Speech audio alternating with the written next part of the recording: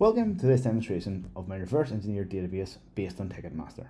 As discussed in the assignment report, Ticketmaster's mission is to connect customers with a reliable means of purchasing tickets and associated additional extras for a particular event in a particular venue for money, while collecting information to support the company's business intelligence and marketing needs.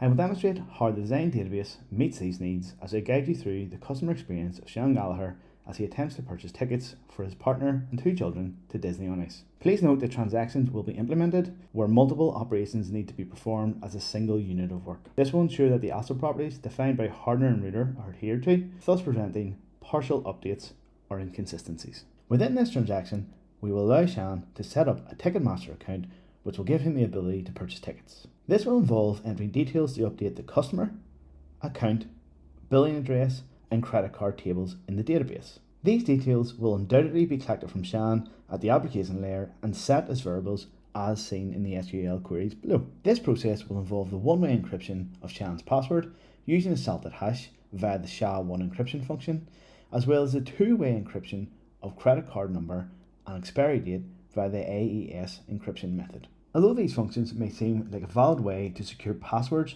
and credit card information, the shortcomings of SHA-1 and AES are discussed at length in the report. The final step in the process involves signing up for alerts which will undoubtedly be used for business intelligence purposes and to guide the strategic development of the company.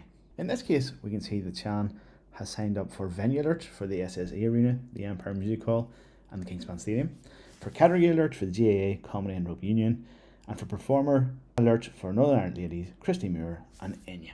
When we run this transaction, tables created using joins confirm number 1, that the insertions were functional, number 2, that our decryption method using password key works, and number 3, that our customer alerts were inserted.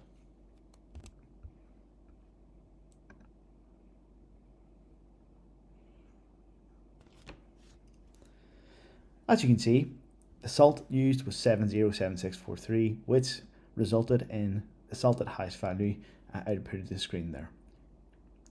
On the tables further down, we will see that the customer, Sean Gallagher, was added, as were his details, his passwords and his credit card details. And as well as this, we can see that in this table below that the credit card details, the number and the expiry date were decrypted using the password key and the decryption method of AES. Finally, we'll see that the category interests were inserted and that the customer Sean Gallagher will now get alerts for GAA, Comedy and Rugby. Sean would like to search for the available events, but when he clicks the events button, it gives him all events ordered by event start time date, but this includes all locations, age restrictions and dates. Sean would like to filter these results by age restriction of 15 or younger, in Belfast and between the dates of 28th of October and the 4th of November. The results of these 2 tables can be seen below.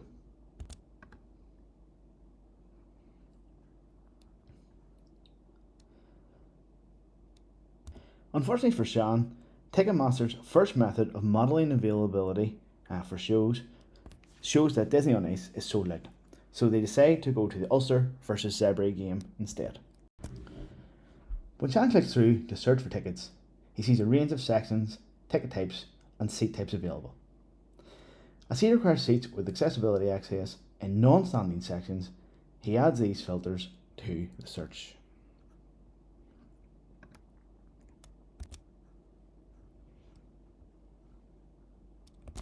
He sees the family stand 1 has 4 seats in a row together that allow for full price or child tickets to be bought. He therefore decides to put these in his basket. Before moving on to the booking process for Sean, it's important to look at Ticketmaster's second modality for representing availability. Although each facility layout and each section have a maximum capacity attribute from which tickets sold can be compared to, due to using sample data, I have decided to use counts to compare against total tickets released for sale in each facility layout and each section, and to use joins to find availability in a single row. When we run this query, you can see the tables below produce the results. Therefore, in the stadium, 18 tickets are still available out of a total of 32 which were released, giving a 56.25% availability for the stadium. This decimal was rounded using the round function to 2 decimal places.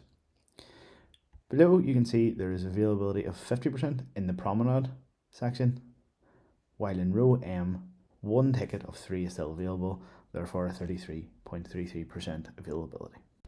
With 56.25% availability to this underselling game, Ticketmaster and their partners at Ulster Rugby must use some business intelligence logic to tackle this. By using their customer alert system, Ticketmaster can easily identify qualified leads and can even differentiate between warm and hot leads to promote ticket sales. When we run these SQL queries, you can see and differentiate between the warm and hot leads.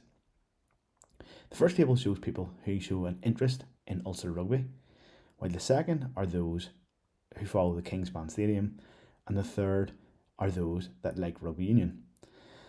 Although these are only warm leads, while the hot leads are those who follow rugby union, Kingspan Stadium, Ulster Rugby, as well as living or currently in Belfast. This will allow Ticketmaster and Ulster Rugby to target these specific customers to try and increase ticket sales.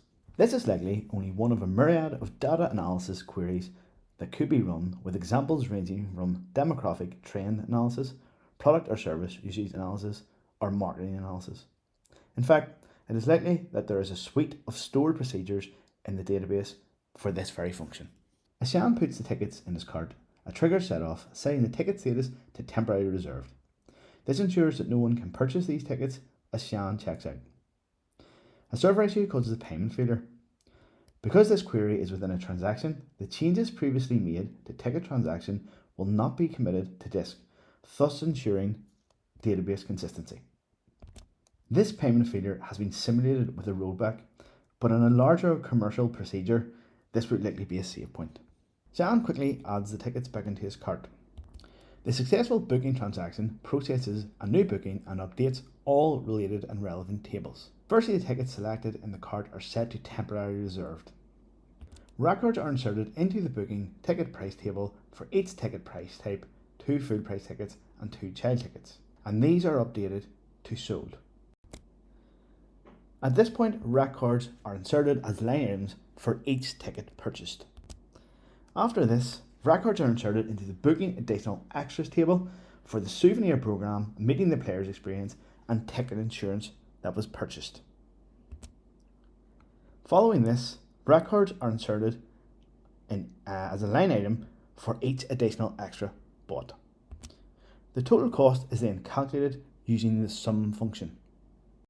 It is at this point that the payment information is inserted into the transaction table. As the customer is choosing to pay via Klarna, £120 over 3 payments, one payment will be taken and the other 2 scheduled in the transaction table. When we run this SQL transaction, you can see that the purchased items are all added to the line item table and the payment information is all added to the transactions table.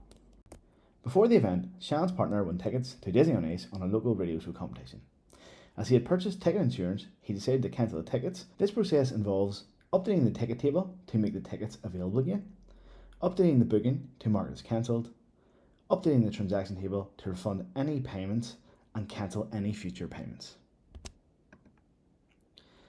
As can be seen from the tables below, these changes were implemented. Due to receiving the refund, Sean decided to use the money to purchase an Ulster European Cup season pass. This process involves creating a booking, inserting records into the booking multi-day ticket price for the multi-day ticket price type that was purchased, inserting a line item for each ticket of the season pass, inserting this transaction into the transaction table as a full payment this time, before setting the ticket statuses to sold. When we run these queries, you can see that Sean has got the 4 tickets to the 4 different games, as well as having a debit on his payment card of £150. Thank you for your time today, and I really appreciate you taking the time to watch this demonstration.